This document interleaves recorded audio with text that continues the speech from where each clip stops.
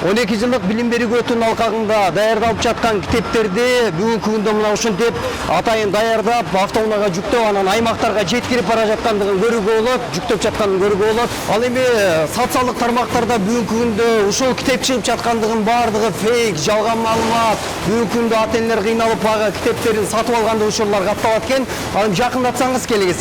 Ушул жерде бүгүнкү күндө мына аймактарга кетип жаткандыгын тастыкташ үчүн Ысык көл областы, аны менен катар эле бул жакта бардык багы областтарга кете тургандыгы жанында китептердин жанында ушундай аталыштары жазылган.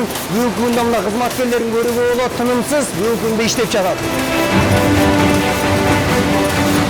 Бул жерде дээрлик 2 миллион китеп чыкты. Быйылкы план боюнча 3,5 миллион жылдын аягына чейин чыгыш керек болсо 2 миллиону чыкты.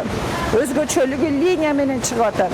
Биз чокуп биринчи класста бир китеп, экинчи класста бир китеп, үчүнчү класста бир китепке чык. Азыр мына 3-класстан 9-класска чейин бүтүндөй англис тили китеби чыкты, жаңы мундагы.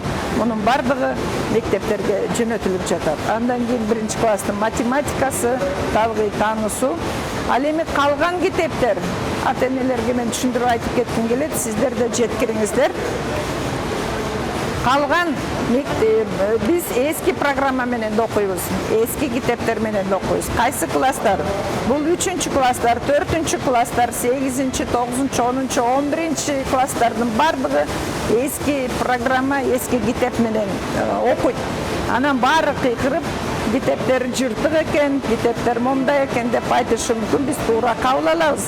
Анткени жаңы программа 12 жылдык кирип бара жаткан процессте биз 1-2, 3, 5 класстар жаңы программа, жаңы стандарттар менен кетип атат.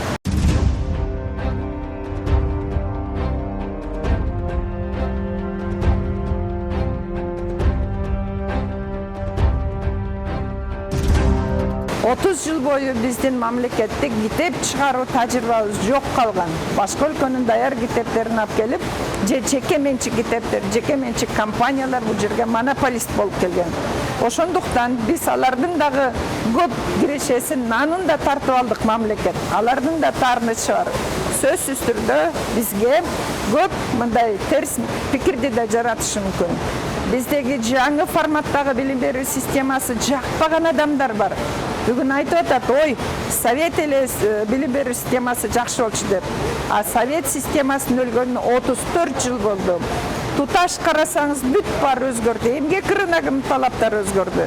Электрондук машинелер чыкты. Күн менен жылый турган системалар чыкты. Бүтүндөй туташ технологиялар чыкты. Биздин балдан артта калбаш керек.